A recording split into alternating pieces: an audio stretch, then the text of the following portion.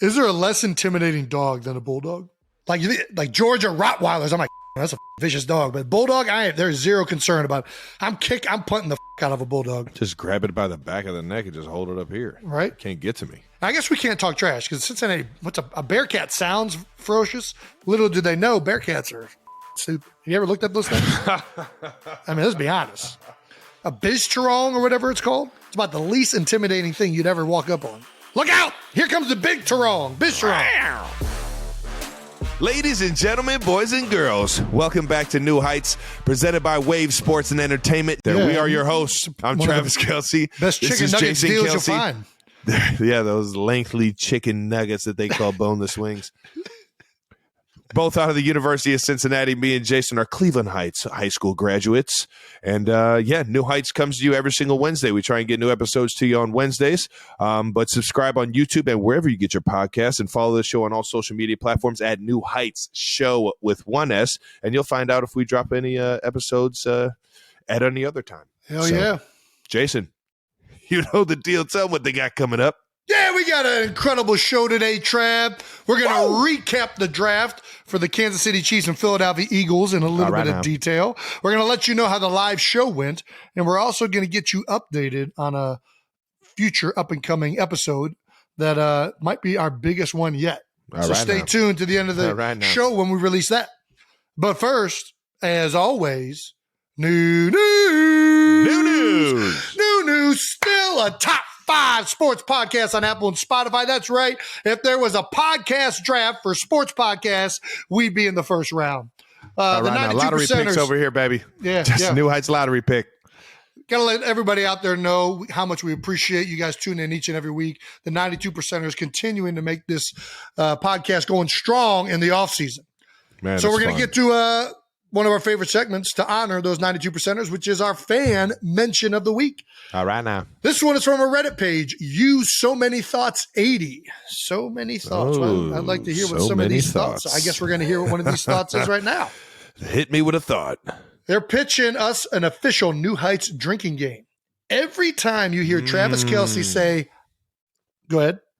All right now. There it is. You take a drink. Is it a terrible idea, Trav? Take a drink of anything? No. Taking a drink of alcohol, I don't know if that's the way we want to go. Yeah. All right now. All right now. I guess it depends if you're driving afterwards. That's a good, yeah. No. It's a or good point. 21. All right now. All right now. That's you can get kind of out of control when you have a few beers in you. You get a little loose cannonish, if you know what I mean. All right now. You can fucking use it whenever you want. I'm programmed. I'm programmed no matter what somebody says. Yeah, it's a great what it is when you're actually not listening to what the person's saying in front of you and you're struggling. We all have our little things. Like you just hear that little person trail off. All right now. All right now. Do we have any other generic response to absolutely anything? But it's not generic. That's the beauty of it. It's generic for you, but to everybody else, it's like, man, that guy's creative. I like his flavor. There was some spice on that, and I don't even know which direction it went. Yeah. What are there any other New Heights drinking game rules? Besides drinking whenever we say all right now? I'm just gonna turn this into freaking Eddie Brewski. Yeah, what's Wayne Brewski? Wayne Brewski 99. or you go into oh my gosh. What's the AC/DC? Why am I thunder? And you got to chug until they say the next thunder. Dude, I haven't played that one. That sounds like you haven't played that. That's just black. You haven't played Thunderstruck? I haven't played Thunderstruck. I mean, there's one part. There was always competition in all the drinking games that I've ever played in. That just looks like. Yeah, it's just like it's a good pre-gamer to getting some fun started. Yeah. And there's one point in the song where they don't say thunder for another 45 seconds, and it's a long chug. You're finishing your beer and starting another one. All right. All right.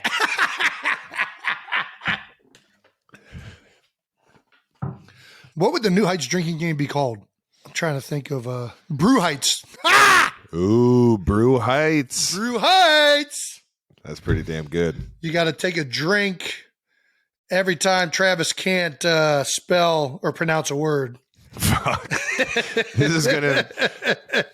Don't just start coming up with fucking words either. If that's gonna be a part of it, that's fucked up. I'm just gonna be over here taking drinks on like words you say and just not even saying it. Every time Jason goes on a random rant. Know that one. Every time I go on a random rant, you just have to chug your beer until I'm done going on my rant. That's a good one too. I like that rule. Oh, start talking about donuts. That has no connection. Let's just start chugging. Yeah. Yeah. This is a funny one from the team. Anytime I say cut that, Yeah. just half of the things I say. No, we got to cut that. I don't even need to say it anymore. It's literally just going to cut to like the point of you saying, "Yeah, let's cut that," just so that we can get the drink in.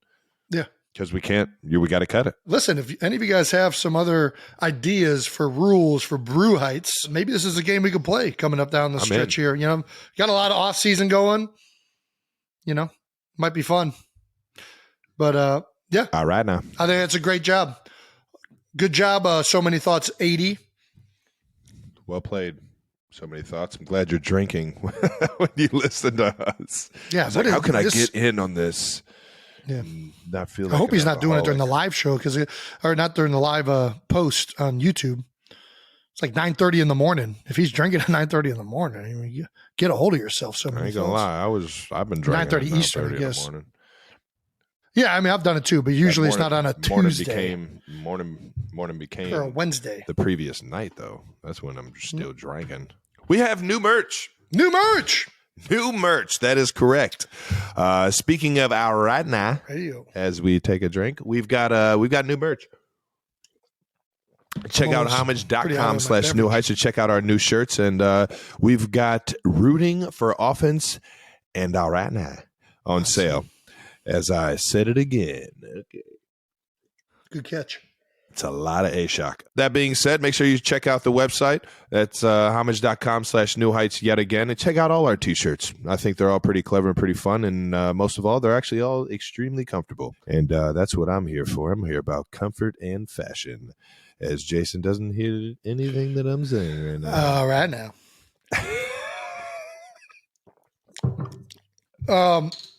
I actually don't think you're for comfort at all. You're all about fashion. You wear shoes that don't fit you just because a lot of these manufacturers stop making them at 14. Who says they don't fit? If they're on, they fit. Travis. It might just be a little snug. Or they might just be a little big. But they're not comfortable. Typically they are comfortable. I've started to kind of step away from the shoes that hurt my feet because my feet are fat and they hurt a lot. I've had a few surgeries on them, and it's not fun to wear shoes that are too small anymore. Did you know your foot could get arthritis? I thought arthritis was like limited to like joints. Yeah, well, there's a few joints down there. Yeah, but it's not the ankle. Like I thought, like you get arthritis in your ankle. I was doing one of the first running drills this offseason. I was like, man, I think I might have broke. I got like a stress fracture in my foot or something. They gave me an X-ray, and they're like, no, your foot's fine. You just have arthritis in your foot. You're just in your head. I got arthritis in my foot. You're a walking piece of arthritis. Dude, it's getting bad. It's getting real bad. That's why I take pink pills. Let's not get into what kind of pills we're taking. We already went down this road. Yeah, my man, freaking Acho over here giving pink pills a bad name. Pink pills have helped me get to 13 years. I'm not going to lie. Pink pills are not the issue that's going around the league. Well, there's no issues going around the league. Yeah, all these guys trying to stop pink pills and all these are just guys that have been out of the league. Stop ruining it for people that are still playing. Don't you dare take any of that out. Yeah. Because then I start to get I'm going to have to retire. That's what's going to happen. I can't. Vitamin T and pink pills is getting year 13. That's its only chance. You think I'm playing 13 years in the NFL on turmeric and fucking beet juice? Get the fuck out of here.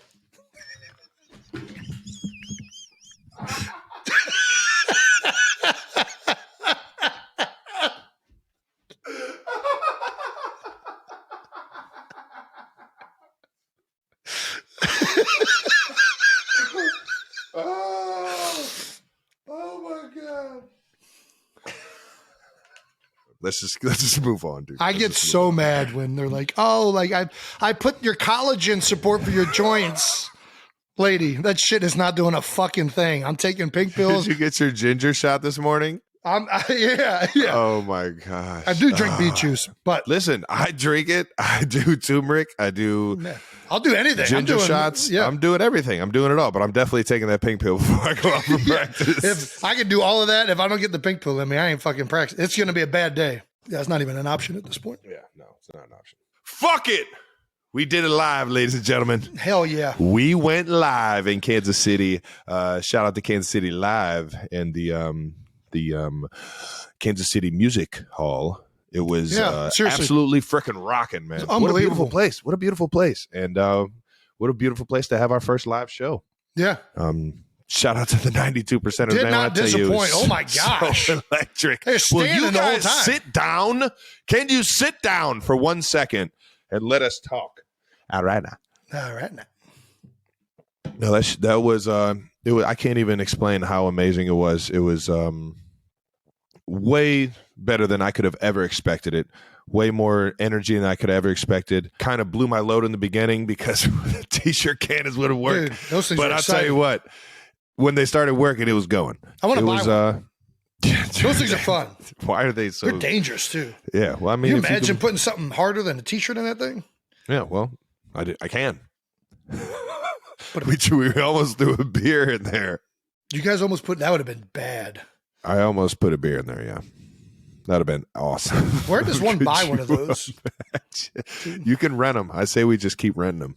There's you know, those rent nothing parties like a rental. I'll tell you what, they were electric and they matched the crowd's energy. That's what I loved about them. And I'm not gonna lie, I went into it thinking it was going to be more 50-50, like there was going to be some Eagles fans that showed up. Guess they couldn't figure out where to get tickets because Kansas City you thought it was going to be everywhere. That thing. You thought it was going to be 50-50. I don't know. I thought it was like draft weekend. We got a lot of New Heights, like there was some East Kelce. Coast. I saw a few Eagles jerseys in there. For 92%ers, why the fuck would I ever say fans? That is such a I'm 92%ers. I'm sorry. We have a bunch of New Heights fans. East Coast 92%ers. There was on the way into the venue, we saw some Eagles fans. I gave them a nice "Go Birds." Yeah, there were some Eagles fans there, but it was definitely a Red Sea for sure. Yeah, I was in enemy territory. You were, but you were getting love. You were getting love in enemy territory. Yeah, it was overall. Obviously, we thought it went amazing. Honestly, don't know how it could have gone any better. Yeah. No, outside of we both came out on this. We're all trying to learn and get better at this whole new heights that we've taken our games to in this on camera, on mic world. Yeah. So trying to get genuine conversations in short amount of times and stuff like that. Tough. It's tough, and we're all learning at it. But man, it was awesome to just sit there and talk to the guests that we had and. Yeah, I mean, it helps. It helps when you have awesome guests. Roger Goodell. I mean, are we saying this right now? Are we? Yeah. Really? Roger Goodell absolutely killed. Eric Stone shooting Creed, Tony Gonzalez, Chad Henne, and Pat Mahomes. I mean, we didn't really need to do much. It was going to be a killer show. You ain't lying. We were like, hey, here's some teacher cans. All right, Pat, take the microphone. Got my guy, Chad Henne. The people we really need to thank are, one, the venue. We need to thank the Kansas City Music Hall for doing an outstanding job in hosting that event. But we need to thank our production team, quite frankly. I mean, the fact that was done at that level, the New Heights team, you guys fucking killed it, man. It was so Absolute well done stars. from start to finish. We kind of went there thinking it was going to be just kind of like, yeah, we're just going to talk. And then also we're like, wow, this is actually this is like a real thing. Okay. This is. Yeah. So this is pretty legit. We had tons of edited video and content for people coming in the door. We had music going on. We had t-shirt cannons. We had babies. I mean, it could not have gone better. And, despite you and I flubbing the content a little bit, they killed it. So good job, New Heights team. Unbelievable. Seriously, I can't say it enough. You guys make us look way better than we actually are. We got some audience favorite. Before I get ahead of myself, what are some of your favorite moments of the show? Oh man, My favorite moment was Roger Goodell's monologue because it was just like surreal that he was there at all. I didn't think he was going to get booed. And I thought he was just going to go up. He got booed, which I'm like, guys, this isn't the draft. We can cheer for Roger Goodell for this. He gets booed coming out, delivers an epic monologue, which I wasn't prepared. I thought we were just doing the intros, the intro, like we were draft picks. Yeah, I didn't know he had this whole thing laid out, and I was laughing. So that was probably the most fun part because it was the thing that I didn't see coming. Mm-hmm. Outside of that, all the guests and, the fans were incredibly electric. But, Creed is a guy that I think both you and I have talked about. We wanted to get on the show for a long time. Eric Stone Street, another one. Tony G.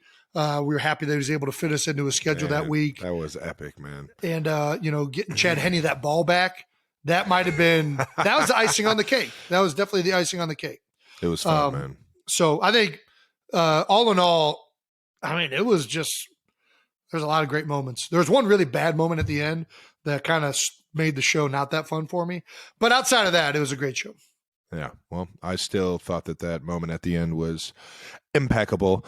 I enjoyed every second of it. Little did I know I was going to enjoy seeing you in that diaper. I told you I didn't want to see you in that diaper before. I thought it could have just been by the way, everybody, I tried to get Jason out of this bet about 100 times, and he was a man of his word. That's what he kept saying. He said he couldn't live with himself.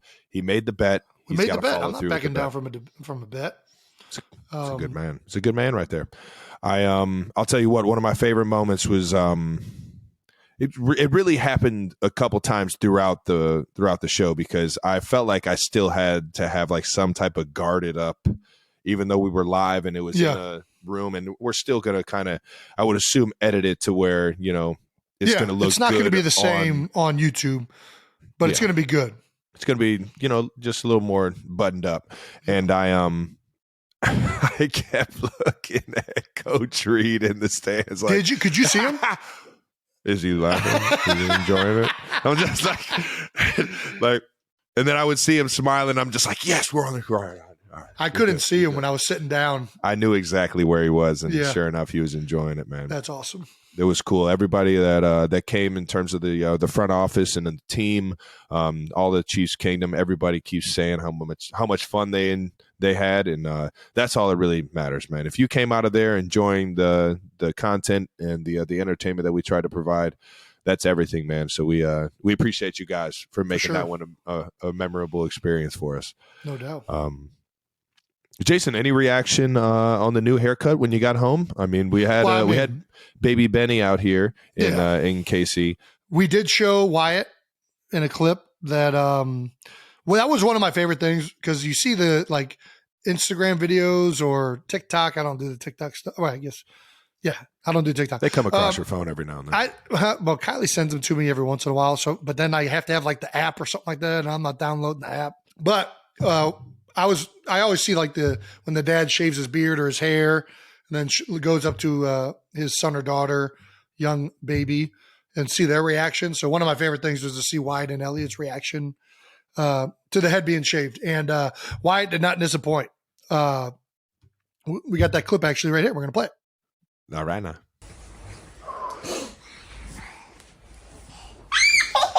What? What? Your brain is gone. My what's gone? It's gone. What's gone? Your hair is gone. Your hair is gone. What happened? Do you like it? Do you like it with the hair or without the hair? Your hair is gone.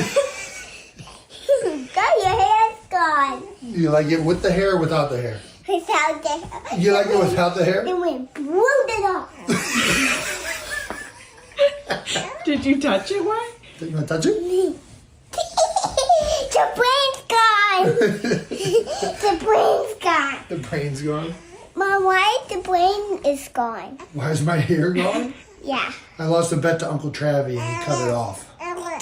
He cut it off? He cut my hair off. That's not nice. No, it's not. No, you have to get new hair. I do have to get new hair. Yeah, you should get pink hair. A pink hair? Yeah. All right. Hopefully it grows back pink. Get pink and cut yours No, we're not cutting that. No, get pink hair for me. Okay, for you, pink hair for you. So yeah, I don't know. I don't know why she thought my brain was gone. Turns out, Dad's brain has been gone, Wyatt. But I'm gonna have to try and get a pink wig here coming up and catch reaction number 2 from Wyatt. Elliot's been asking for the pink hair too, so I got something in store. I can't wait. Please get this on video for us. Oh, I am. Yeah, I got it. I Amazoned it. It'll be here by tonight, and we'll get it out there. I can't wait, man. Well, we got some audience reactions as well.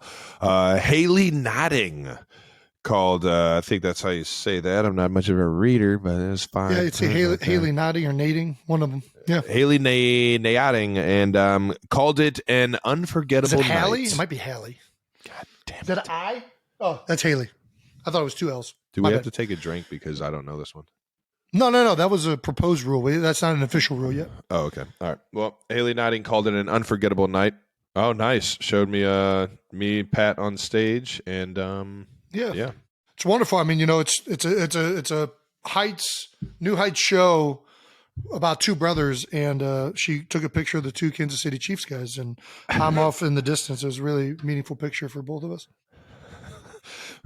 Well, like we said, Chiefs Kingdom was in attendance. Creed Humphrey tweets, he needs to brush up on his sitcoms. Dude, And, that was funny. That was actually hilarious. That was another unexpected moment. Big Creed. That is one of the best things about football is to see the differences in generations. 100%. You know what I mean? Like the music guys listen to, the shows guys are familiar with, especially like kids shows. Mm-hmm. Like for me, Saved by the Bell, that's what we watch. We watch that every freaking day growing up. Every day growing up. These dudes now, they don't know what Saved by the Bell is. They don't know who Kelly Kapowski is.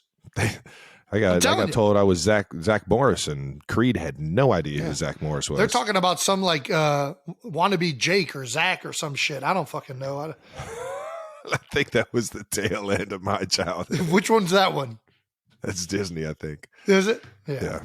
Anyways, that's one of the cool things is finding out about new things that or seeing like the differences with you and your teammates. Because we were the tail end of the 80s. I was literally the tail end. I was only in the 80s for 2 months. Yeah. But kids are being born in the 2000s now. Yeah, they don't know nothing about Bone Thugs and Harmony. Entire 90s era.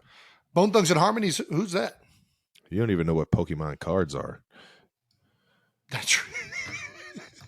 You're trying to resell them things. I was still opening packs. You're trying to catch them on the corner of 3rd and Girard, and that's on your Snapchat. Yeah. Yeah, no, I'm out here fishing for them in the CD game exchange. You had to buy packs and try and open it and hope that you got a Snorlax. Speaking of that, dude, would that be a good episode? CDs. Would that be a good episode? Man. I have a few boxes of unopened cards from Tom Brady's rookie year that I own. Should we unbox them on a show and see if there's a rookie Tom Brady in it? Maybe that's something you just do on my own. Just do on your own. I thought it'd be good. I would be interested for sure. Not sure if everyone else is going to be interested in it. You don't think people would be interested? I'm with it. I'm definitely going to be dialed into it because I love trading cards. You love trading cards? Yeah. Who's your most wanted card? My most wanted card? Yes. There's a card that is of me and you, and it's a jersey worn game. I know exactly which one you're talking jersey, about. Yeah. But it has the Nike logo on the jersey on the card. One from your jersey and a Nike logo from my jersey. Yep. And it's both on the card. And I think that's pretty cool. I'm a Nike guy. I've been a Nike guy. You see it right there. It's on my freaking neck right now, dude. Moving on to Sierra Jasso. Yasso. Your guess is as good as mine. I think just Sierra. She live tweeted the whole show. How is Sierra Jasso rare enough that it needs a 4 at the end of it? Like there's 3 other. There's 3 other Sierra Jassos. She must have forgot her not only her Twitter password, but her that's what email happened. Password as well. Because that's how you get a new one. You don't remember your email password.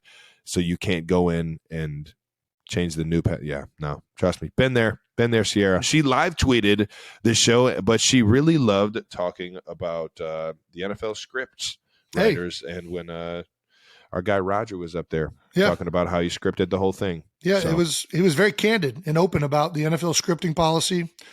You have to catch that when the episode airs, but he admitted it. I thought it was a big moment for the NFL to finally admit the scripting.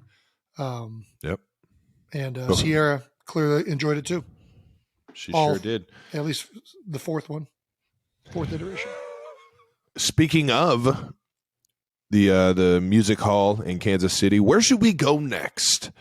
I think taking you into enemy territory was hard enough. I think maybe I jump into enemy territory. I feel like Philly might be the next stop for a New Heights live show. I think that's the logical next place. Philly. Where's some place that Cleveland? Obviously, we Cincinnati. could always go home. We could always go. We can go back to the Natty. We can go the back Natty's to the not Natty. a fan of Travis Kelce right now, though. I don't even know if we're allowed back. That'd be my chance to try and get some love back, man. I'll try some Gold Star chili right in front of them all. We'll go back to Cincinnati if the mayor comes on the show, and we can hash this out. Yeah. Well, where else would be a good one? I think we should do a show in Hawaii. Let's do a New Heights Live in Hawaii. Yeah, I'm down. We got some.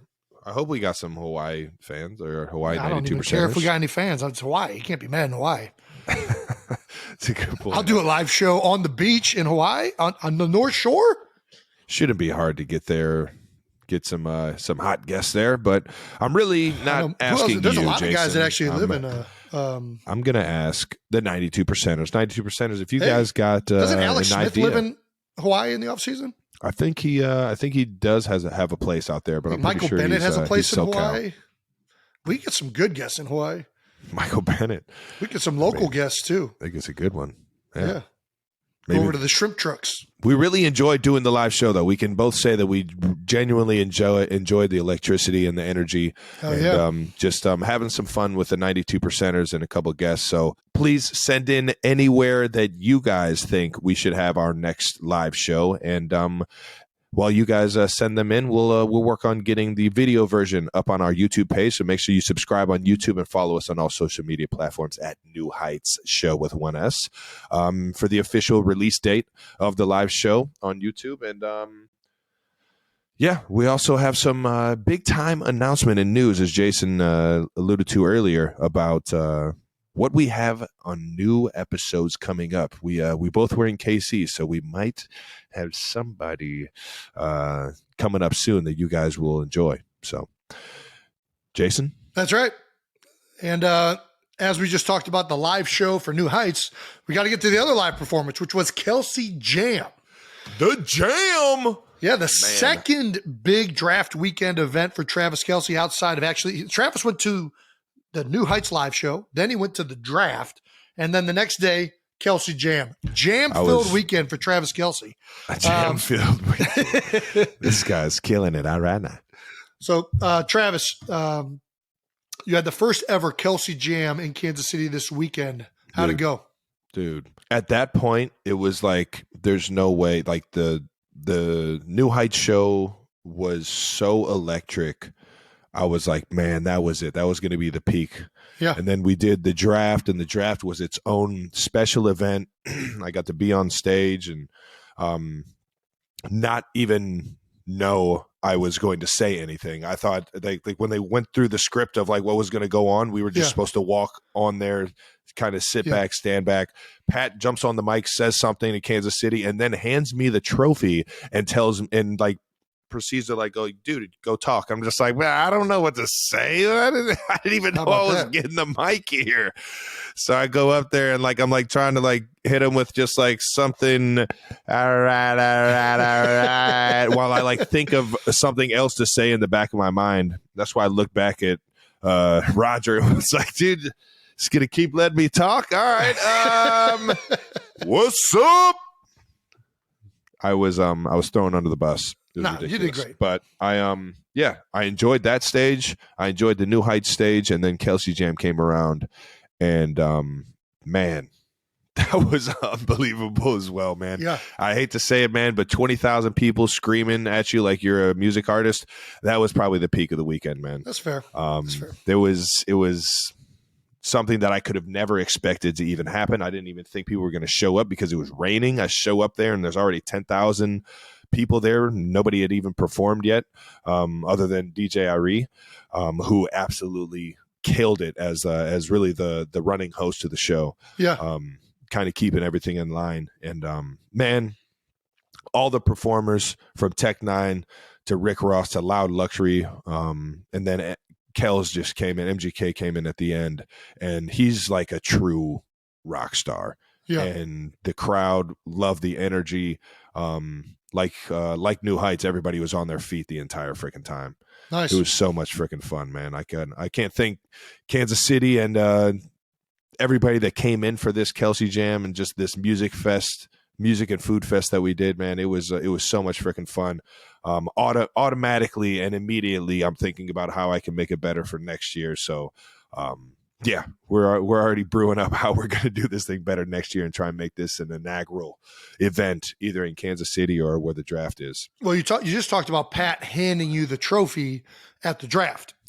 Yeah, You took that trophy. You took that trophy. You went that trophy. You took that Yeah, trophy. I took Went that straight trophy. to the Kelce Jam. No And- fucking way. Well, we got video proof, and we're going to play right now. So enjoy this video, everyone. There it is. There is the footage of you desecrating a history trophy of the NFL in more ways than one. Yeah. How did it feel I'll tell you what, man. to slam an icon? The people are absolutely fucking ill if you think that I would ever disrespect the actual Lombardi trophy like Travis, that. you would definitely disrespect That the Lombardi was trophy. 1,000% a replica of Why do you think it would? How is? I have way too much respect for the game, the I history could of the see game. the dent. I know the dent is on the front from Rob. I could tell. There was no dent in that freaking It was replica. right on the tip. It was the same. It was the same. Yeah, trophy. because Gronk had the trophy that said Chiefs over the 49ers. Because that was a replica that I bought after I won the Super Bowl in Miami. You poured beer down the side of it like it was an ice luge. First of all, And it was a nice luge. It was the Lombardi luge, and it was delicious. And It then was you a spiked it delicious on the Lombardi ground. luge Listen, of Casa Azul. I my forget her favorite name. tequila seltzer. Whoever her name is, who was the granddaughter of the guy that made the trophy. If she was upset at Tom Brady throwing it in the ocean, she's fuming right now. She's got to be real upset at you. Yeah, well, I didn't do it to the real one, ma'am. So I think we're good on that book. It could. know. It was Looked honestly. It pretty real to was me. just like the can that I threw on the ground. It was a replica and didn't have any association outside of. It just looked like the Lombardi Trophy. It could have been a cake, for all that matter was. I would never freaking do that to the Lombardi Trophy. It was all for the show, all to try and get everybody. You would fired up. honestly never do that to the Lombardi Trophy. No, I have no reason to do that to the Lombardi Trophy. You did lose. You did luge. Do the Lombardi luge to the trophy? I did. Yeah. I did do that. So you would at least do one of them. So we've established that you're already lying. You know what? Makes you think that you wouldn't spike I did it? You know why I did Why the wouldn't you Lombardi spike it? luge? Why wouldn't Because you spike I've always wanted to drink out of Lord Stanley. Yeah, I know. I Always knew wanted exactly to when do you that. went there. So when I thought of how can I take a drink off of this legendary trophy, the Lombardi luge, baby. It made so much sense. It gets a little messy on the Lombardi luge. There's not a real, like pour effect other than you just gotta send it. You're gonna get dirty, but it's glorious. It's glorious. What where is this in the chronicles of disrespecting the Lombardi? Where does this rank next to Tom Brady throwing it in the ocean and Gronk using it as a baseball bat? I don't think Tom threw it in the ocean. I think he threw it from one boat to the next, and somebody caught it. They caught it? They caught it because he was trying to let the other boat have an opportunity hosting the trophy in front of the city. Yeah. Like that's Yeah, that's a teammate move. Yeah. I mean, I don't think it's disrespect. I think it's a teammate move to let your guy host the Lombardi. Well, the person who made its great-great-great-great-great-grandniece, whoever that was, said that it was disrespectful. Yeah, well, to each his own. I don't even know if that makes sense in this. No, it does. Listen. Yeah, do your thing. Who asked her opinion? I like to say Apparently shout out to everybody. Shout out to everybody. So was Gronk using it as a baseball bat disrespectful? Nope. He hesitated. Yeah, because I had to think about it. And I was like, you know what? When you win the Lombardi, do whatever you want with it. I have a certain way that I want to. An inanimate object. I don't know. Maybe spike it on stage. I don't fucking know.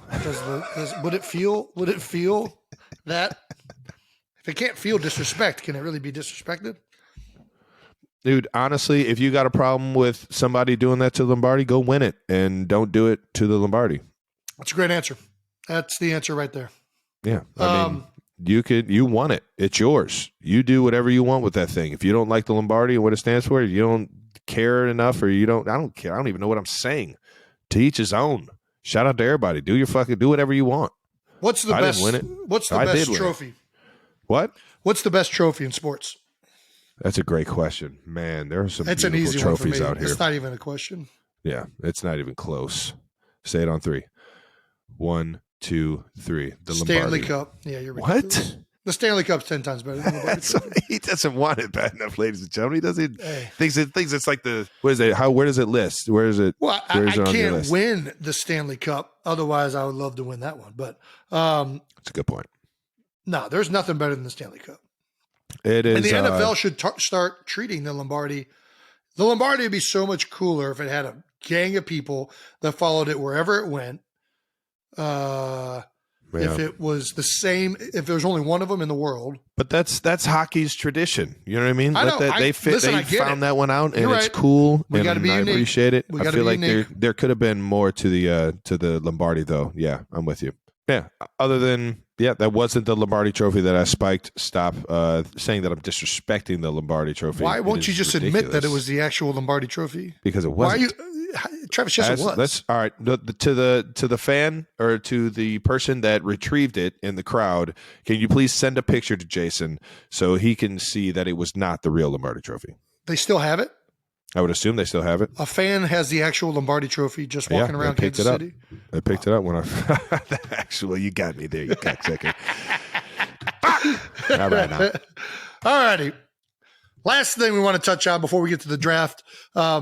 We're going to bring back no dumb questions, but we need your help. We would love to answer any not dumb questions that you guys have, but we want to open it up. I feel like a lot of the no dumb questions we get are strictly related to football. We would love to open this to all sports, non-sports, donuts. Whatever your no dumb question is, we will comment on it. I think that makes it more fun for us. So whether it's life advice, financial advice, which I would advise not listening to anything we say, or dating advice, which Travis can help you on immensely. Don't throw me on the bus. Wait, what? Please email us, tweet us, reach out to our Reddit page with your not football dumb questions or football dumb questions, whatever you got. Hit us with it. Not dumb questions, I mean. Anyways, here are the kind of questions we want from my man on Twitter. And actually, this is from my Twitter. I was about to say, I think I tweeted this. From my man on Twitter? From my Twitter. Are Aaron and Aaron pronounced the same or pronounced differently? Travis, where do you sit on this one? You just said the same name to me. Well, but if you were to read them, how would you say the sentence? Are Aaron and Aaron pronounced the same or pronounced differently? That's what I'm saying. So what we found out that 50% of whoever surveyed this poll, there's 83,000 people that surveyed this poll, and it's 50-50. 83,000? 83,000 people, well, 82,923 to be specific, answered this poll, and it's 50-50. There's no way. Click the link in the thing.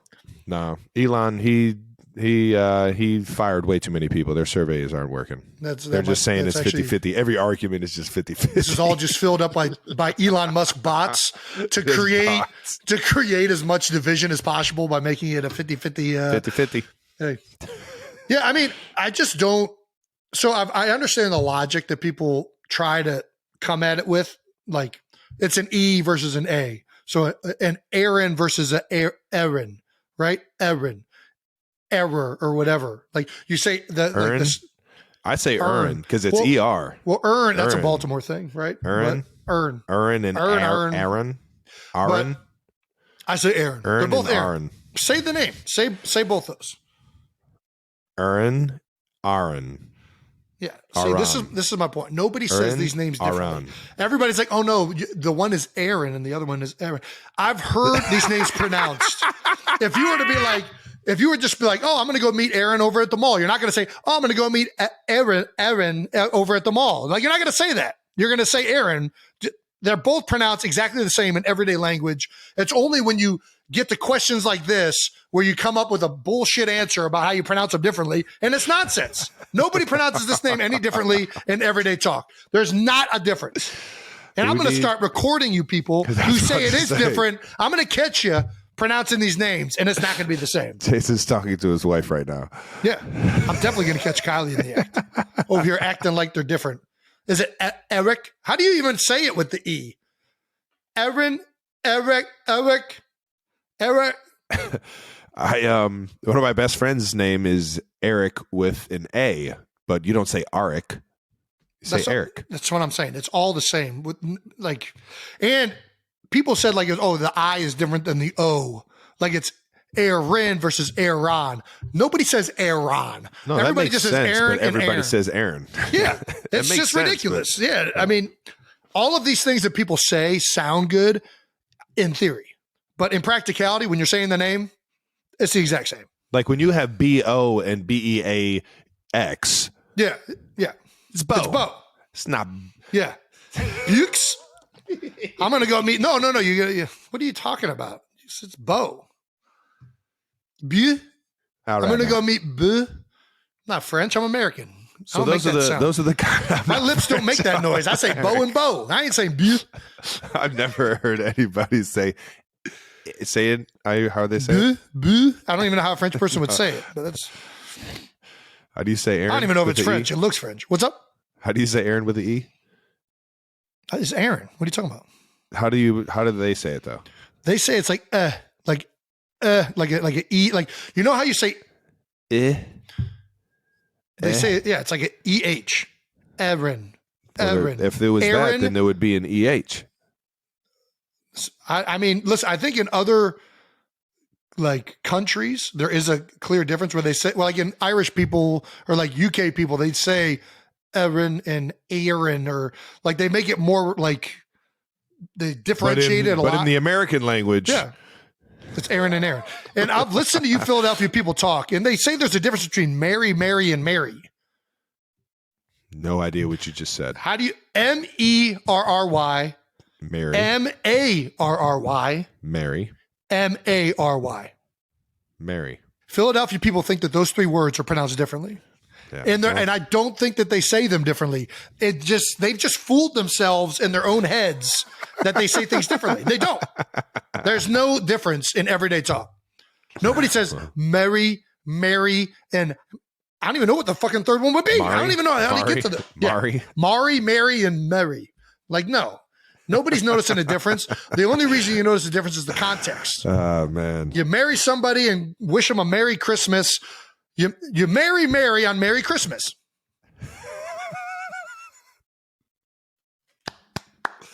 I'll tell you what, there's nothing better than Jason Kelce getting fired up about something that doesn't mean anything.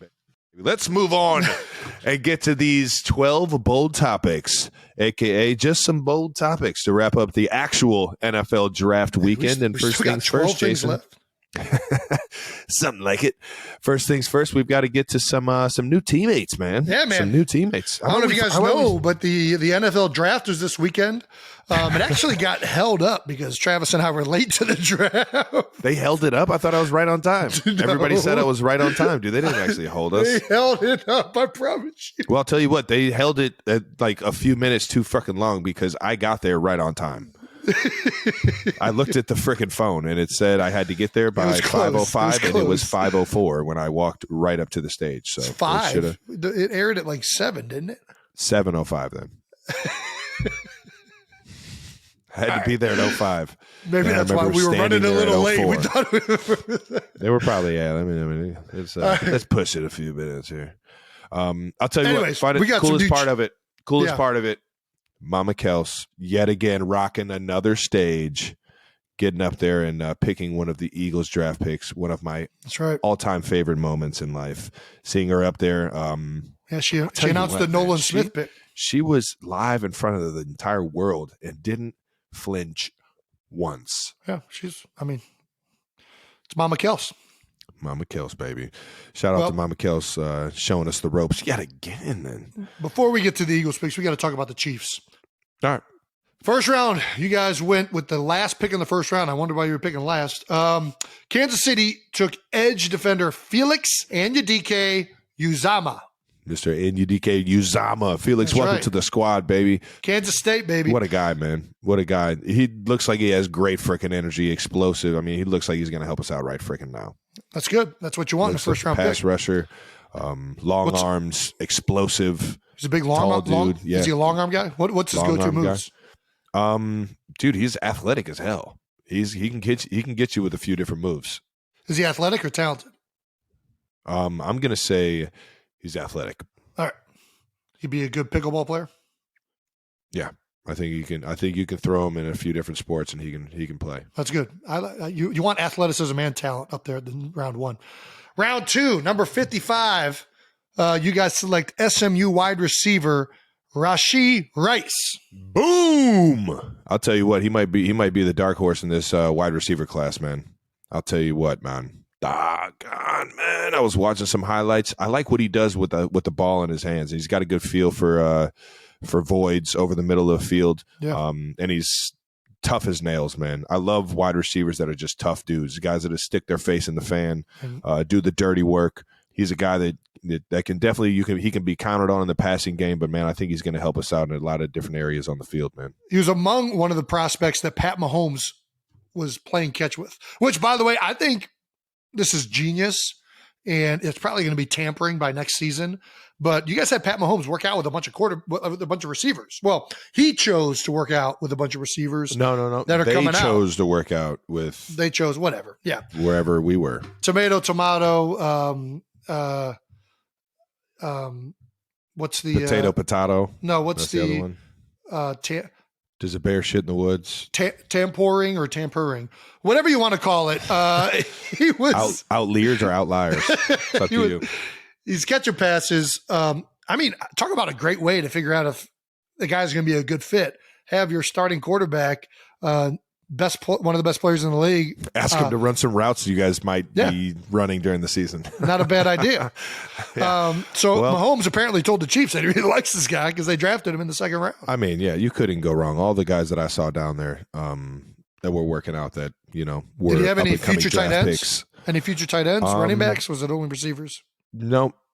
I think there was some buzz around Dalton Kincaid, but outside of that, no, I didn't see anybody. We just had all our dogs that are at tight end right now down there working in the Texas heat.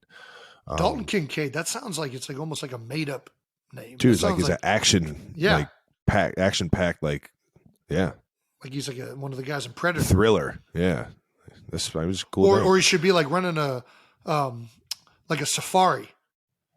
This is Dalton Kincaid's safari. Dude, you got a creative mind there, brother. All right now. All righty. Well, either way, I thought that was genius by you guys. And obviously, Pat likes this guy because you guys picked him in the second round.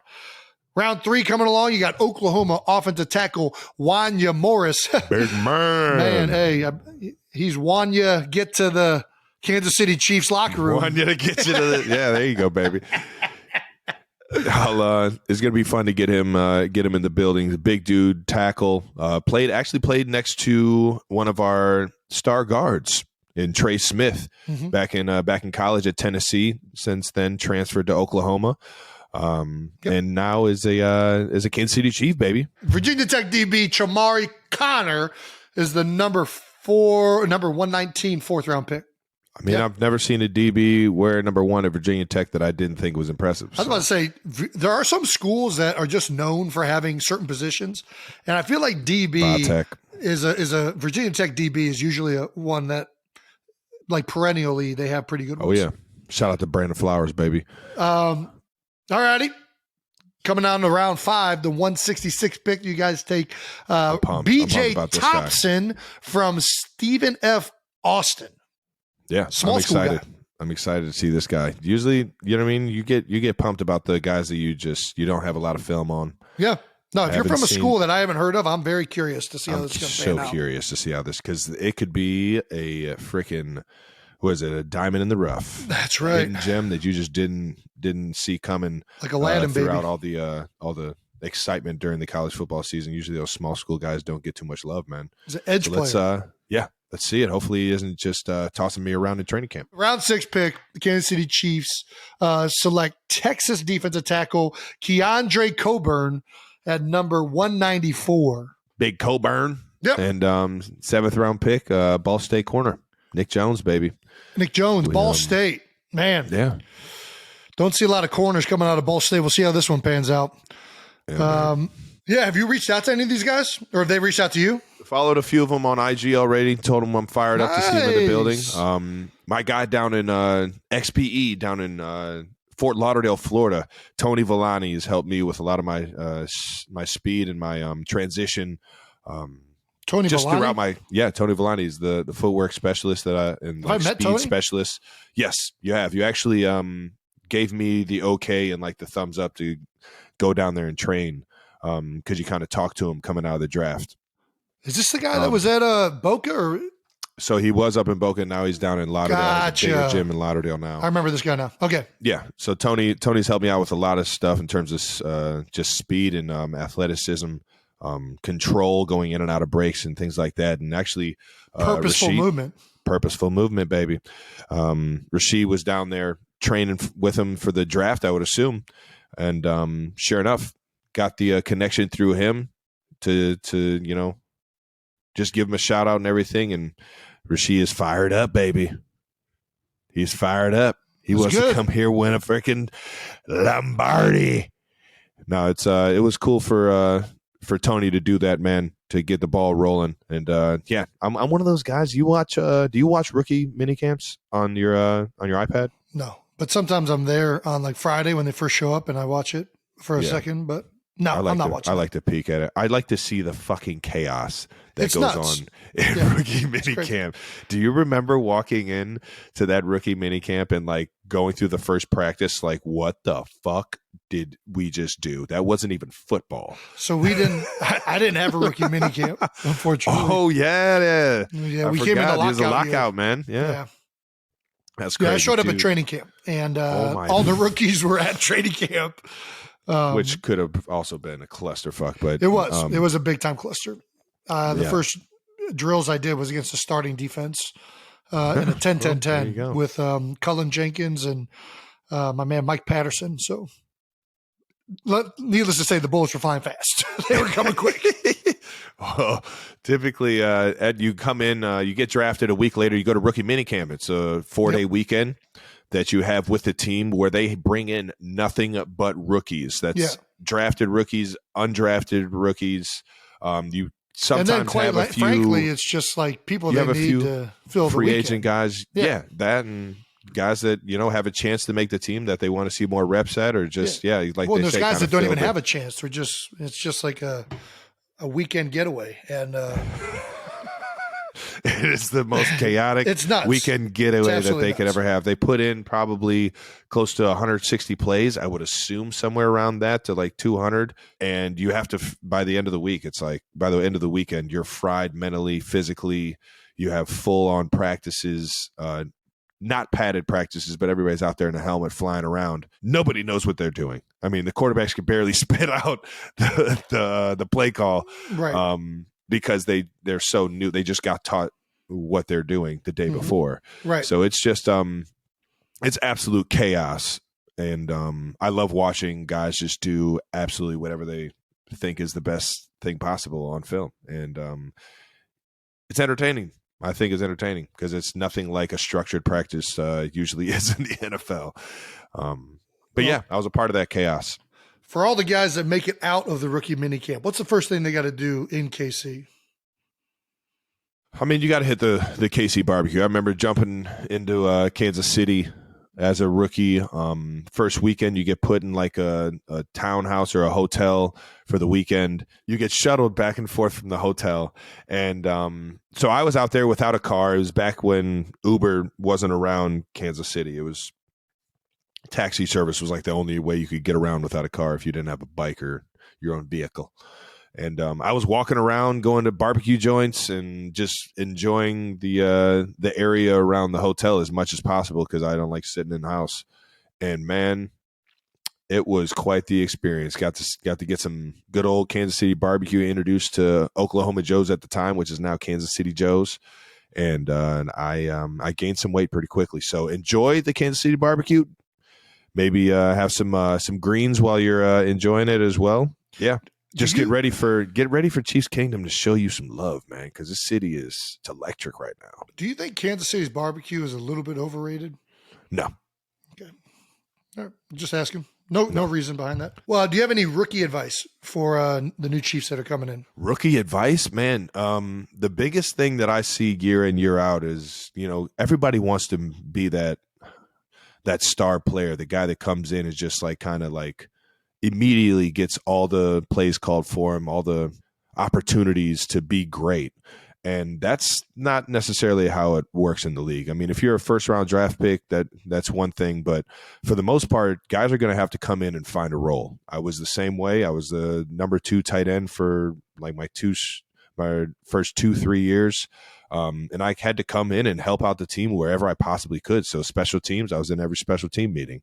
Yep. I was going to every single meeting, or I was going to the tight end room afterwards. I'm going up to the quarterbacks, just trying to get a better understanding of, timing and things like that. I'm listening, soaking in every bit of knowledge that I possibly can to just try and find a role on the team. And everybody is going to have to do that. So rookies, man, come in there with big dreams, big hopes that, you're going to be that household name. But at the same time, the task at hand is that you got to help this team right now win. And sometimes that means, you just got to find a role on the offense or defense or whatever you're playing. Yeah, man. That's good advice right there, Trev, man. That's about all the advice I got for rookies, man. Just come in and get in where you fit in. Get in where you fit in, bro. Moving on to some new Eagles, though. The newest Eagles to be added to the Philadelphia Eagles. And these Eagles, a little more like dogs. You guys started off the first round by getting 2 Georgia Bulldogs. Look at that Bulldog. D tackle out of Georgia, Jalen Carter. That's right. Mr. Carter. Number 9 overall. That dude just made a lot of money. Yeah. And he made a whole lot of money. And Jason, you chugged some beer when the pick got announced. You were excited about this one, huh?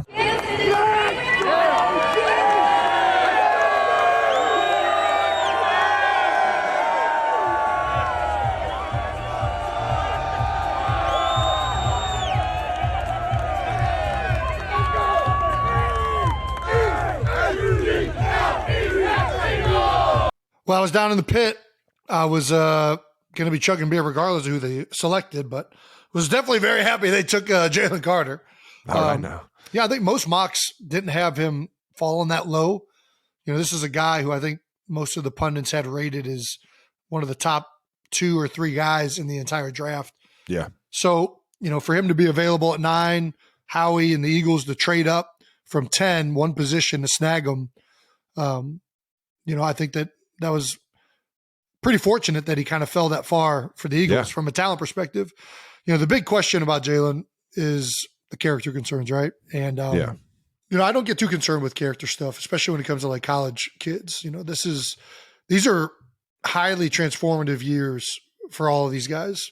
Yeah. Obviously it's a concern whenever there's character stuff out there and you have to do homework and you have to vet with different sources that you trust just how bad those concerns are. But man, I think that people do a lot of growing in college. People do a lot of growing after college. I mean, these are still by all intents and purposes, these are still young kids. They're still young men. Jalen gets the opportunity now to reinvent himself, right? He gets to enter the league. He's the number 9 pick overall. Woo! Clearly has the talent to be a premier player in this league. You don't get picked that high if you don't have the upside to make that happen. Yeah. So as long as he does things right, as long as he, goes about it the right way, as long as he dedicates himself, as long as he becomes a professional, he has a chance to have a life-changing career in the NFL. Yeah. He has a chance to play for over a decade as long as he doesn't get hurt. If he dedicates himself to the game, to his teammates, and to his craft. And he's going to be very, very fortunate to work with 2 guys in that room who have done that. Brandon Graham, Fletcher Cox have both played on the defensive line and done things the right way for over a decade. And they've reaped the benefits. They've reaped the rewards.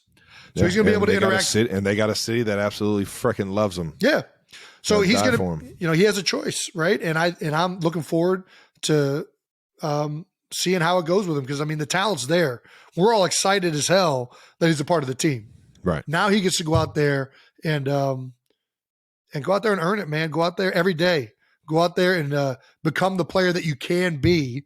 And he's going to do it in a room with a bunch of other great guys. And that's the other thing. Like character concerns, man, I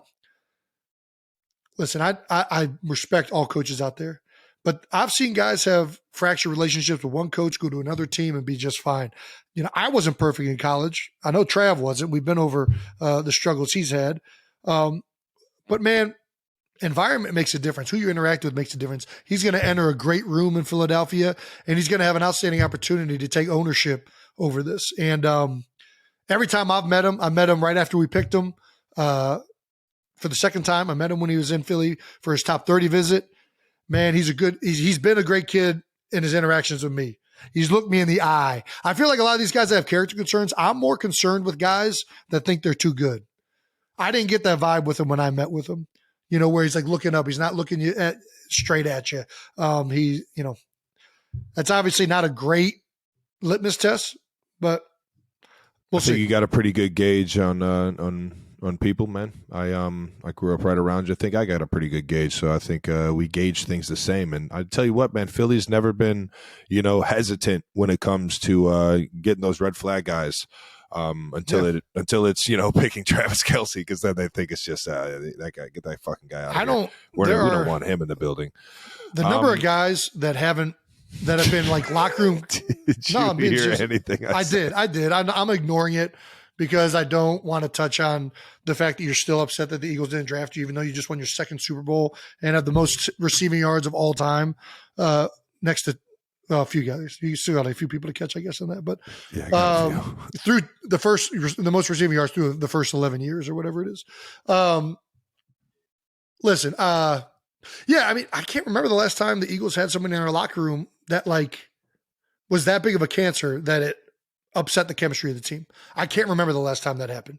And he's going to make a choice. Either he's going to commit himself and dedicate himself and do things the right way, and he'll have a long, illustrious career where he can end up changing the lives of his entire family, or he's not. And at the end of the day, I like taking a risk on a guy, not a risk. I like taking chances on a guy that have this much upside. I really do. I think it usually ends up,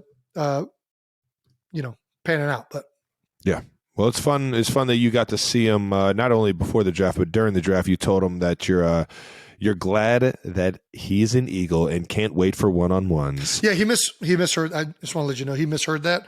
I said I'm not looking forward to one-on-ones. I don't look forward to doing one-on-ones with anybody. I don't, let alone an absolute terrorizer in the middle of the field. Yeah, and obviously, like you said, the D-line room that he's going into is only going to help him, man. It's only going to help them both on the field and to channel that professionalism. So moving on to the end of the first round, edge rusher Nolan Smith out of Georgia. 2 Bulldogs, man, 2 D linemen, I should say. And who would have thought that the Eagles would have went out and got 2 D linemen after having the most sacks in the National Football League? Technically an outside backer, but he's an edge player. He's playing on the line. He's a D. He's rushing the quarterback.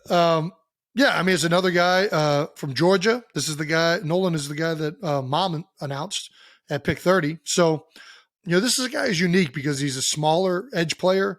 He only fits certain types of schemes, and we happen to run one of them that we're going to be able to utilize him a lot. We do some similar things right now with Hassan Riddick, who was one of the highest sack leaders, might have been the sack leader in the NFL last year. Man. But, yeah, Nolan Smith is going to get an opportunity to be in a great room again and learn from guys that are really, really good at their craft.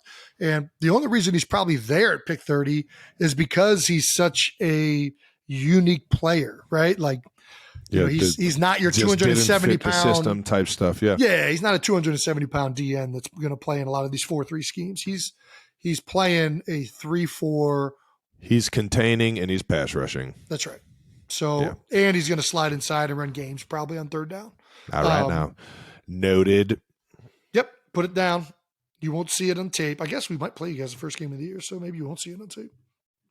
I hope we play you guys in Germany. That'd be pretty It's not fun. happening. I already asked. Damn it.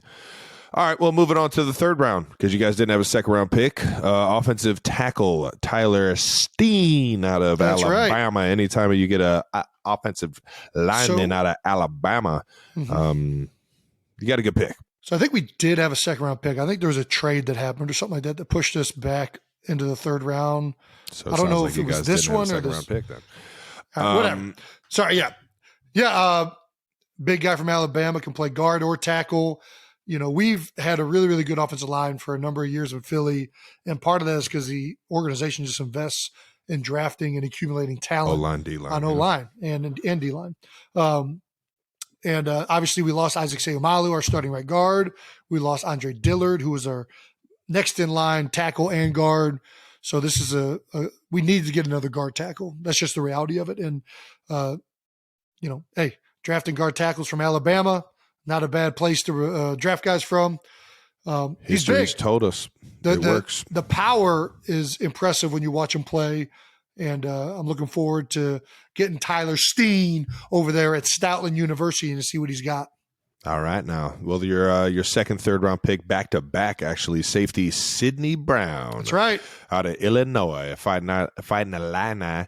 Not gonna lie, have watched absolutely zero tape of Sidney Brown, but everything everybody says is that he's a heat-seeking missile playing with reckless abandon type safety, and that's how I like my safeties. So let's hope he's doing that in the NFL. I'm with you on that. Moving on to the round 4, cornerback Keely Ringo out of Georgia. Got some more Bulldogs. Bulldogs up in the building. Bulldogs, right, the Philadelphia Bulldogs. They were just the best team in college football, so I get it. Yeah, I mean, it's a good idea to get guys from the best team in college. It's not a bad game plan. Another guy that I have seen zero tape on. And honestly, even if I have seen tape on him, I don't know how to evaluate cornerbacks. In general, if the receiver ain't catching a lot of passes to his side, it's a pretty good corner. Round 6. You guys drafted a quarterback, man. Hey! You just paid one $250 million. You guys drafted another one out of Stanford. Listen, the old brainiac, the old tree, Stanford trees. Listen, Tanner McKee, Tanner McKee, Stanford University. Listen, we don't. Philadelphia's always going to invest in 3 positions: O-line, D-line, and the other one's quarterback. We know firsthand the necessity to have good backup quarterbacks. We saw San Fran struggle this year without a third-string quarterback. Well, I guess they went into the year with a third-string quarterback and had a lot of injuries. But, it's one of those things. It's always a good idea to have at least 3 quarterbacks, if not 4, that you're comfortable with. This kid's going to get an opportunity to prove himself. We've been known as the quarterback factory at one point when we selected Jalen Hurts in the second round back when Carson Wentz was still the starting quarterback. So they're still keeping the factory up and running a little bit. All right now.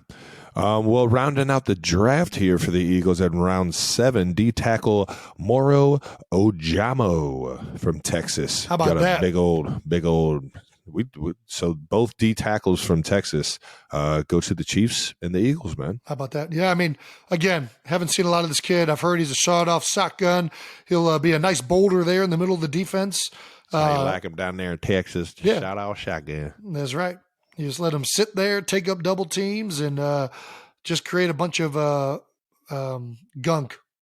You gunk up the pipes of the outside zone and all the other things. You're a space taker. Well, the Eagles didn't leave the Georgia Bulldogs alone after the draft. The Eagles actually traded the 2025 fourth-round pick and the number 219 pick in this year's draft to the Detroit Lions in exchange for a guy named DeAndre Swift. How about that? That's how about right. that, Howie? How about that, baby? There's a little background work there. Traded up, got a guy that sounds like you guys wanted from the get-go. Yeah, I mean, we already had a great running back room, but everybody in Philadelphia wanted Howie to draft Bijan Robinson. And that was what everybody's take was on Sports Talk Radio. Shout out to WIP. And I think everybody was looking forward to that being the pick. But nobody expected Jalen Carter to fall. And when Bijan got taken at 8, Jalen Carter's on the board, everybody's like, hey, this is a no-brainer. Let's get Jalen Carter. I mean, let's take him. Yeah. But you think you lose out on acquiring an explosive running back. Not today. Howie Roseman trades a couple late-round picks and acquires an explosive running back out of the Detroit Lions and out of Georgia and adds another Bulldog to the offense. So we end up getting an explosive running back and Jalen. I mean, Howie's turning into quite the manipulator of acquiring talent through the draft, whether it's through trades or through the draft itself. Yeah. Traded last season, obviously, for acquiring A.J. Brown during the draft. Yeah, this season acquires another explosive offensive player, and he enters a room that already has some really good running backs. So I'm excited. I was excited before the draft, and I'm definitely excited now. We filled a lot of things that I think people were wondering who was going to fill these spots. So have you reached out to anybody yet? I reached out to nobody. I've met nobody. Jason, you got a tackle coming into your offensive line room. You're the leader of the offensive line room. Yeah, well, he'll be there eventually. Don't got to rush it.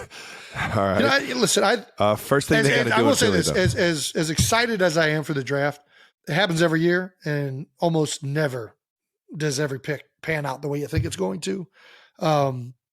It's exciting because guys are realizing their dreams. They're being entered into the NFL, and there's a lot of energy behind these new guys entering. But I always wait till I see the guys in person, see how they move out on the field, get to know them. All of that stuff gets reserved until they show up into the NovaCare building. Okay, shout out to NovaCare. Yep. Have you? What's the first thing they got to do when they get to Philly? Man, try the barbecue because it's definitely better than Kansas City's.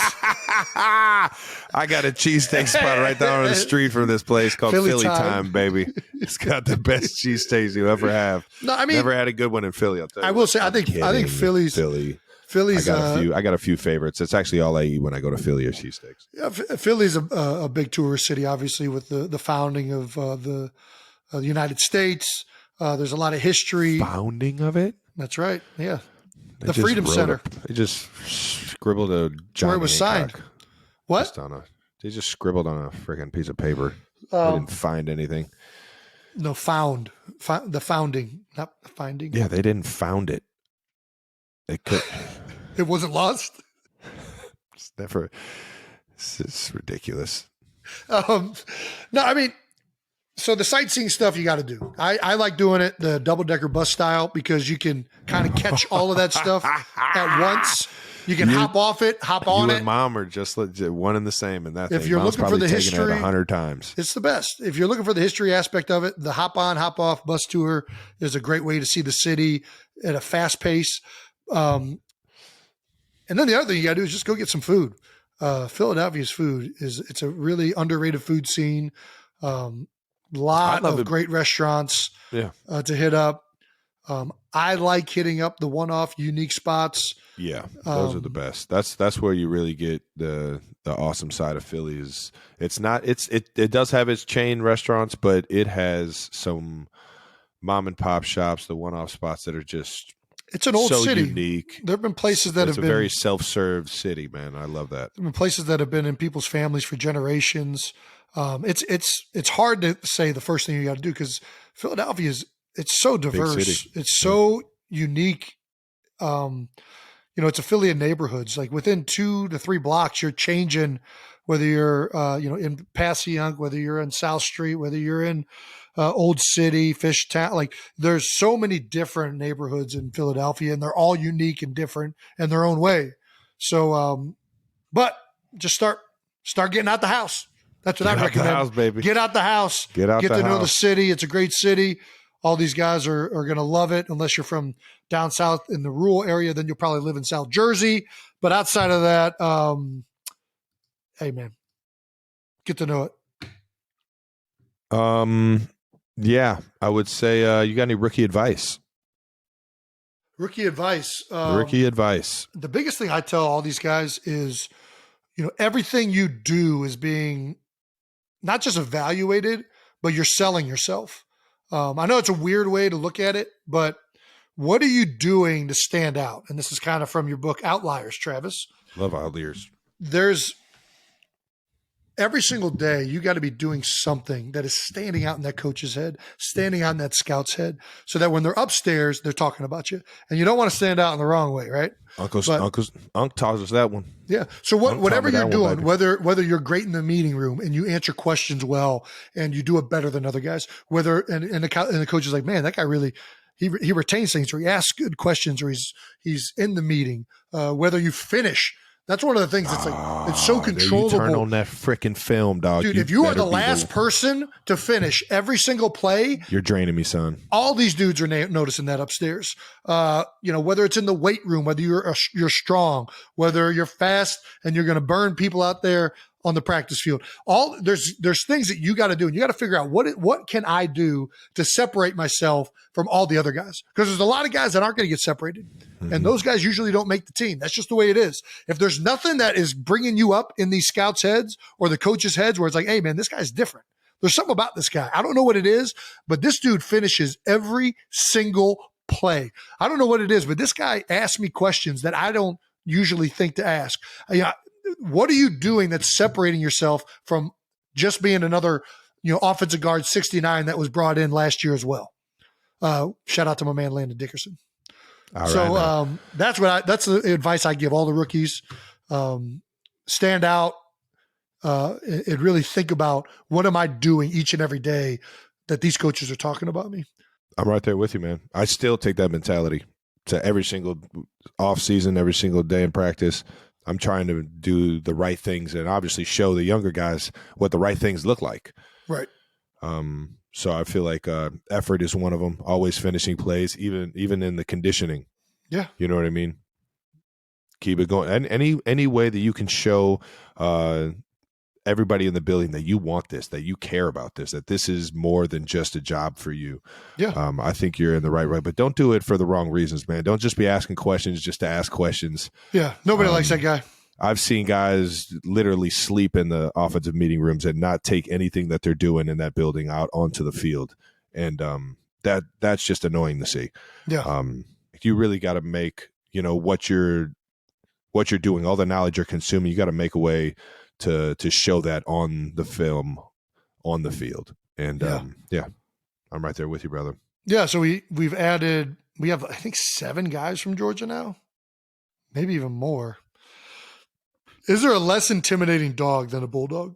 Like Georgia Rottweilers, I'm like, God damn, that's a fucking vicious dog. But bulldog, there's zero concern about it. I'm punting the fuck out of a bulldog. Zero concern. Chihuahua? Even a Chihuahua's got some. I feel like a bulldog, they're lazy. They can't breathe right. They're not fast. No. I'm right there with you.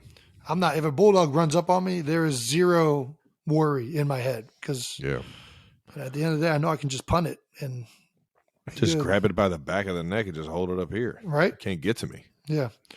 Not the best. I mean, they are adorable looking. So if that was, I guess we can't talk trash, because Cincinnati, a Bearcat sounds ferocious, just like a bulldog. A bulldog is, the reason it's cool is because the name. I'm thinking a Bearcat. Bulldog, that's a good name. Bearcat, that's a good name. Little do they know, Bearcats are fucking stupid. Have you ever looked at those things? I mean, let's be honest. A Bizturong or whatever it's called. It's about the least intimidating thing you'd ever walk up on. Look out! Here comes the big Turong. Bizturong. I don't even think it makes that noise. It's more of a raccoon than a cat. I just have Cincinnati hats everywhere right now. That's dope. No, but the way they got the name, the way Cincinnati got the name is dope. Do you know how they got the name? Yeah. No. You don't? No. There was a player back in the 1920s or 30s maybe whose name was Teddy Bear. I'm not making that up. His name was Teddy Bear. And in the paper the next day after he had a big game, the headline was Teddy Bear was so dominant he looked like a combination of a bear and a cat. And that's how they got the Bearcat nickname. So it's named after a player, actually, not after a very unintimidating, stupid woodland creature. Yeah, well. Or I don't even know if they're woodland. Shout out to Theodore. Yeah, man. I mean, that's all we got for the Philadelphia and Kansas City drafts. But the last thing we wanted to touch on, man, but how did KC do as a host city? Man, I thought they killed it. Honestly, that was... Same. I went to, I've been to a few drafts and seen a few draft stages. Yeah. I've never Didn't been. go to my That was my draft, first one. but I've been to a few. I went to Vegas's last year, saw Cleveland's. It's, I'll tell you what, man, I might be a little biased from the energy in the city and kind of what we had going on, but I had a hell of a week. I had a whole bunch of fun this week, and I thought Kansas City did an unbelievable job of hosting the draft. The draft stage looked amazing. It was the biggest stage and venue that had been put up for the draft yet, and that thing was packed to a T. I just thought it was such a cool, unique setting for the draft, and really made it memorable. Yeah, man. I thought it was outstanding, and that was the first one I've ever been to. Philadelphia hosted a few years ago, and everybody loved it in Philly. I got to think this is just a great event. Yeah. I've always loved watching the draft on TV. That was my first time ever going, and I was in the crowd with all the some of the fans that were there. I was in the pit watching it for a portion of it. Dude, Good vibes. great vibes. I mean, you got to think about it. It's such an exciting time for fans. Who are we going to like? It's like you're pulling the lottery. You're in Vegas. You go, hey, who we got? Yeah! Ding, ding, ding, ding, ding, ding, ding, ding, ding, ding, ding. I mean, dude, I think I want to keep going. Like, it was a great, and especially that first day, man, the fans are into it. The whole nation's into it. Like, I mean, it was a great experience. And I think I'm excited that the NFL does this now. It used to just be in New York. Yeah. Like, I'd like that this is now an event that is moving around and each city is getting a chance to partake in it. I'm with you, man. Because I think I'm with you. Dude, I mean, you get to see firsthand kids realize their dreams, cities get excited with hope and optimism, whether it's from a quarterback or a defensive tackle. I think that everybody, dude, it's a great show. It's a great event. And I'm really happy that I was able to go to this one. I might keep going to these. All right, now. Well, I'll see you in Detroit next year. That's where it's at next year? Kelce Jam. Listen, if there's one place we shouldn't go, we shouldn't go to Detroit. Yeah, listen, baby, it's cold It's and gonna be it's cold cold up in the there. D, baby. Hey. It is cold in the D. Good thing it's got to be Metaphorically indoor, right? And the weather. Yeah, so that does it for the Kansas City draft experience. Shout out to KC for holding down an amazing experience. Yeah. But why don't we to close this thing? Why don't we talk about some of the things that people might not know about what happens after you get drafted, like the next steps into the days that you start to go to your team. Like how quickly are you in the facility working for your new occupation? I should say your new career. I mean, obviously it's different for where you were drafted, whether you're a first round pick, an undrafted free agent. And, the first round picks are shipped out on a private jet the very next day, right? And sometimes that night. Sauce got shipped out that night because he was going from West Coast to East Coast. So they're doing media all the next day and whatnot. But for the lower round guys, undrafted free agents, the first time you're stepping foot in the building is a rookie minicamp. And that's your first opportunity to kind of meet people. Usually you get picked up at the airport from somebody and, the first person you meet when you get there is one of the team, either secretaries or executives that's in charge of assisting players and showing people around. One of the first people you're going to meet is a role that every team is mandated to have, which is the player development role. Development. Mm-hmm. When I was first in the league, my player development guy was Harold Carmichael, Hall of Famer, future That's pretty cool. Philadelphia Eagles legend. And this guy's sole position for rookies and undrafted guys and everybody that's new free agents, their job is to help that guy get acclimated to the new city that he's coming to, right? It's whether it's, telling you different housing options, where most guys live, whether it's getting you set up. I'm trying to blank it. What else this guy does? It's just, he helps you with the move. He helps you find transportation. If you don't have the transportation, he's just basically there to make your life easy so you can focus on being the best football player and best professional that you possibly can. And the player development role goes far beyond more than just, meeting guys and helping them get settled. When I first came in, it was BJ Stabler. Now it's Ramsey Robinson. Shout out to Bino. Shout out to BJ. Both of them are been two of the best people that I've ever met. It's usually a very personable guy that can relate to a lot of different human beings. And they're just there to kind of make your life easier and help you develop into a professional every in which way possible. And usually that person has all the connects in the city that you need. He has a real estate agents. To hotel connects, to places that you can get your family set up when they're in the they're in the city. It's very, very accommodating, and I'll tell you what, man, that role is very underappreciated, or very under-recognized. I should say. It's very much appreciated, especially in my book and especially in the Kansas City locker room. But it's it's a position that not a lot of people like to shine light on, or just don't shine light on. And it helps out so much for guys that are coming in. I mean, we start off with Harold. Now we got Paul. And a lot of this guy's job, and another part of this, is that they literally meet. Every rookie has to do a meeting once a week. And they do it with the player development coach as well as financial advisors 1 week. It might be, real estate people, and like anything that you could possibly need to know as an Eagle or as an NFL player.